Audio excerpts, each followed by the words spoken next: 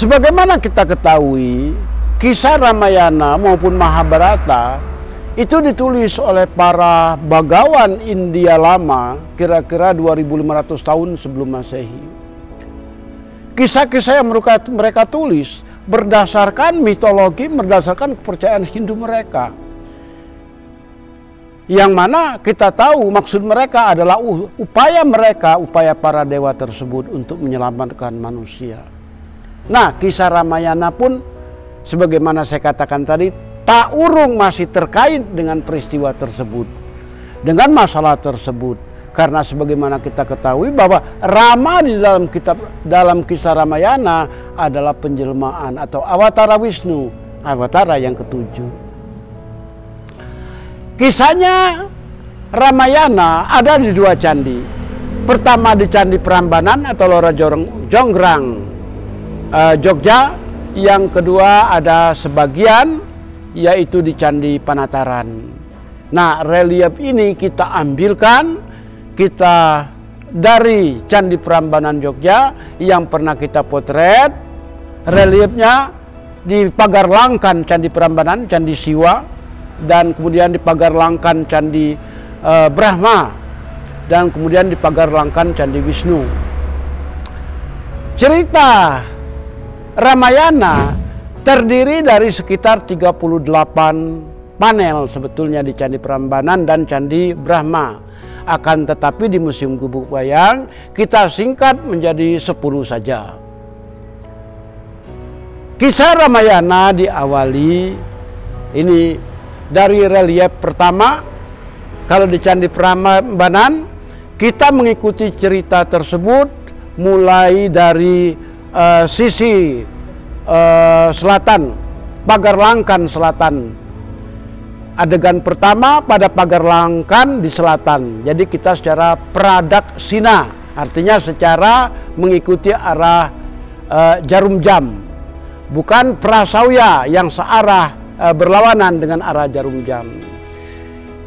Jadi kembali kepada tadi, kisah tersebut terjadi pada suatu masa Wisnu sedang duduk di atas singgasananya berupa ular cesa, ditemani oleh Garuda dan kemudian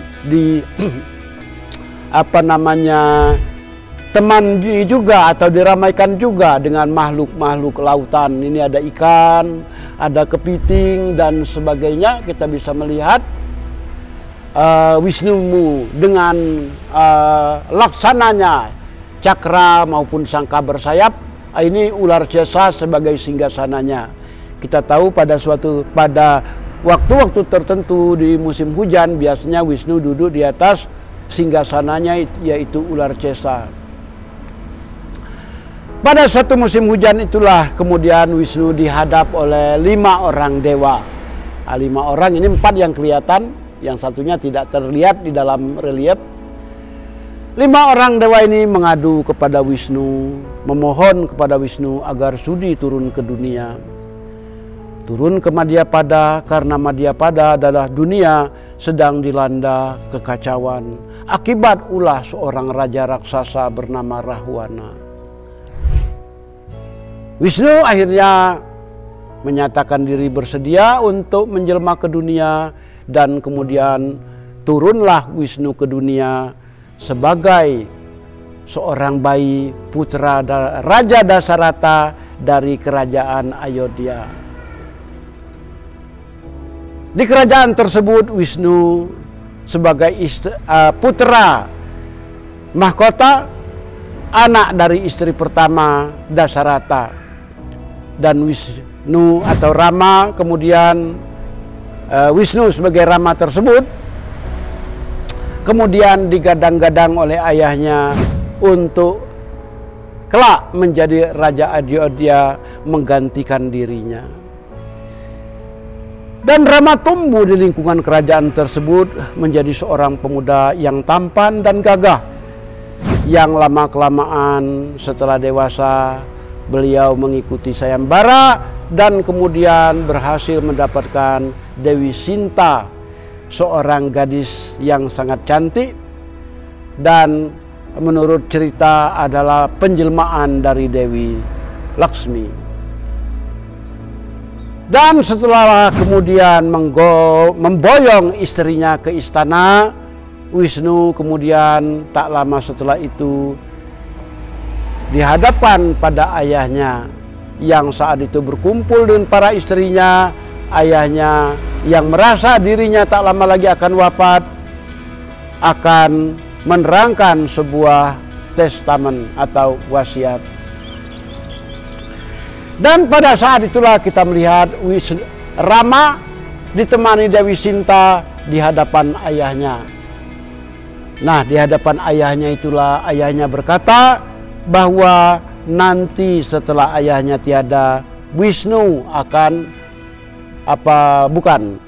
nanti Wisnu akan diangkat sebagai Raja Ayodhya.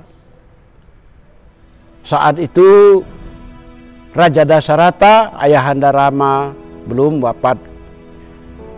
Dan sebelum wafat itulah kemudian diharapkan oleh Raja Dasarata, Rama akan menggantikannya duduk di singgasana kerajaan Ayodhya.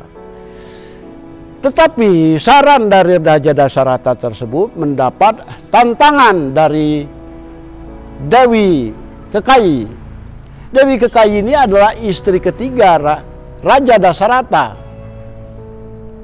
ibu tiri dari Rama. Dewi Kekayi mengingatkan Raja Dasarata. Dia memprotes, bukankah dulu waktu Raja Dasarata melamar Dewi Kekayi, Raja Dasarata pernah berjanji bahwa kelak anak mereka yang akan menjadi raja, yaitu Bharata. Bharata adalah anak hasil perkawinan Raja Dasarata dengan Dewi Kekayi. Dewi Kekayi mengingatkan bahwa keputusan Raja Dasarata mengangkat Rama sebagai raja adalah salah, karena raja pernah berjanji akan mengangkat anak mereka sebagai raja. Dan Rama harus dibuang ke dalam hutan selama 13 tahun. Saat itulah kemudian Bharata sebagai anak istri ketiga dinobatkan sebagai raja. Bharata sendiri sangat keberatan karena Bharata tahu bukan haknya untuk menjadi raja, tetapi hak kakak tirinya yaitu Rama. Tetapi Rama dengan lapang dada mengatakan, biarlah Bharata yang menjadi raja. Dia berbesar hati membawa istrinya ke dalam hutan untuk menjalani pembuangan selama 13 tahun. Maka pergilah pada hari itu Rama diiringkan oleh istrinya Dewi Sinta ke dalam hutan, diikuti oleh adik Rama yang lain yaitu Laksamana, serta beberapa orang pembantu tentu saja sebagai keluarga kerajaan. Mereka kemudian berjalan pada suatu hari tersebut meninggalkan istana kerajaan Ayodhya untuk menjalani pengasingan, pembuangan selama beberapa tahun di dalam hutan. Dan sejak saat itulah mereka tinggal di dalam hutan, berteman dengan binatang-binatang hutan, hidup di alam, merasakan dinginnya malam, merasakan sejuknya hidup di bawah pepohonan, mendengar suara binatang buas. Hari-hari mereka lalui di dalam hutan. Mereka jalani itu tanpa keluhan, karena mereka merasa ini adalah salah satu kewajiban mereka untuk taat kepada orang tua, taat kepada hukum yang berlaku, taat kepada takdir yang telah menentukan kehidupan mereka. Kita lihat dalam relief ini ada terenggiling, ada kera dan sebagainya. Dan mereka pun kiranya sangat menikmati kehidupan dalam hutan tersebut. Ada buah-buahan, ini kita lihat ini ada duren. Ada beberapa buah-buahan yang lainnya, mangga dan sebagainya. Ini apa? Ini bukan apel ini. Dan tetapi mereka disitulah tinggal, bersama unggas, burung-burung yang selalu menemani mereka setiap hari.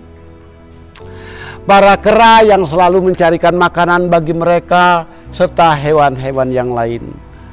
Hewan-hewan pun tahu bahwa makhluk yang tengah mereka bantu ini, Rama adalah seorang Mahadewa yang tengah menjalani pembuangan, yang tengah menjelma sebagai manusia dan hidup dalam keadaan serba kekurangan. Rama memiliki kasih kepada para hewan. Rama memiliki kasih kepada makhluk-makhluk hutan, baik dia tumbuhan maupun hewan. Karena itulah kemudian seisi hutan pun menyayangi dia. Baik dia hewan, para unggas dan pepohonan, tumbuh-tumbuhan lain sangat mengerti akan keadaan Sang Rama. Pada suatu kali waktu, ternyata keberadaan mereka dalam hutan mulai terganggu, yaitu ketika seorang raksasa perempuan yang sangat menyeramkan sempat terbang di atas hutan tersebut dan singgah, dan ternyata dia melihat Rama. Raksasa perempuan tersebut merasa sangat tertarik kepada Rama, dan dia merasa Rama tersebut adalah seorang untuk bahasa sekarang mungkin ya, cowok yang ganteng begitu ya. Dia sangat tertarik, juga melihat Laksamana, sehingga Sarpakenaka, nama raksasa perempuan tersebut, yang ternyata adalah adik dari Rahwana, adik kandung. Nah, ini saudara-saudaranya menyeramkan semua.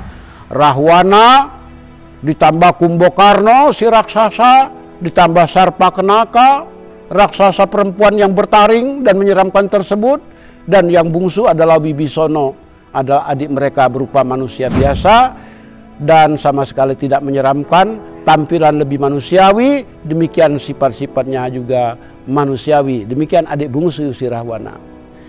Tapi kembali pada tadi, Sarpakenaka jatuh cinta kepada dua pria tampan tersebut. Maka dia pun berusaha untuk memiliki sang pria tampan tersebut dengan melaporkan bahwa di dalam hutan sana terdapat 3 makhluk yang sangat mulia dan sangat cantik, yang perempuannya, laki-lakinya yang sangat tampan.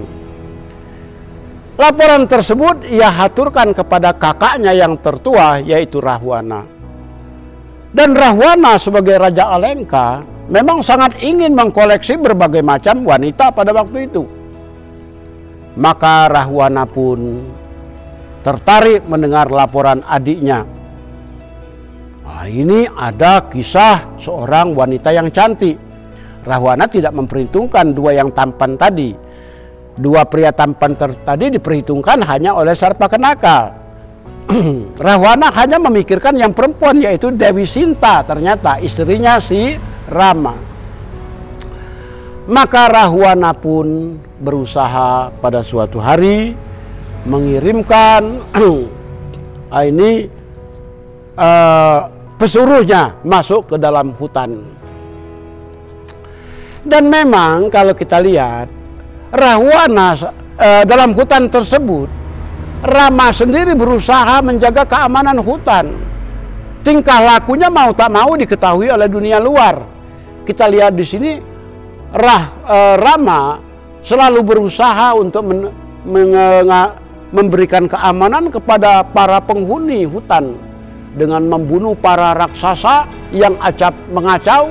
Kita lihat di sini Rama membunuh seorang raksasa atau seekor raksasa. Nah, ini nama satuannya apa ini? Seekor atau seorang? Kita tidak tahu. Mungkin seorang sajalah. Seorang raksasa yang bermuka 2. Satu muka seperti biasa, satu muka lagi di perut dan dadanya. Nah, pembunuhan raksasa semacam ini sering dilakukan oleh Rama demi melindungi para makhluk hutan. Dan akhirnya memang pada sekali waktu suruhan, Rahwana tiba di hutan tersebut. Ia tiba di hutan tempat Rama, Laksamana dan Sinta tinggal, menyamar sebagai seekor kijang emas. Dan kijang emas tersebut mulailah melakukan provokasi, memancing-mancing Rama, Laksamana maupun Dewi Sinta agar ketiganya tertarik pada dirinya. Dan kijang emas tersebut mulailah bergaya dengan cara jinak-jinak merpati, menyebabkan Dewi Sinta pun akhirnya tertarik kepada kijang emas tersebut. Dewi Sinta mengharapkan supaya Rama menangkap kijang emas tersebut. Dan Rama pun berusaha untuk menyenangkan hati istrinya, berusaha memburu sang kijang emas. Dia meninggalkan Dewi Sinta di gubuknya, di pondok mereka di tengah hutan. Dan sebelum pergi, Rama mencoba memagari istrinya dengan pagar gaib, menorehkan pedangnya di tanah untuk mengurung Dewi Sinta. Kijang tadi dikejar oleh si Rama dan kijang tersebut berlari makin jauh masuk ke dalam hutan. Akhirnya kijang tersebut dibunuh oleh Rama karena Rama melihat tanda-tanda bahwa kijang ini bukan kijang biasa. Dan dari dalam kijang tadi keluarlah orang suruhan Rahwana, yaitu seekor raksasa bernama Kalamarica. Nah, kita lihat di sini setelah kijangnya terbunuh, raksasanya keluar dari badan si kijang.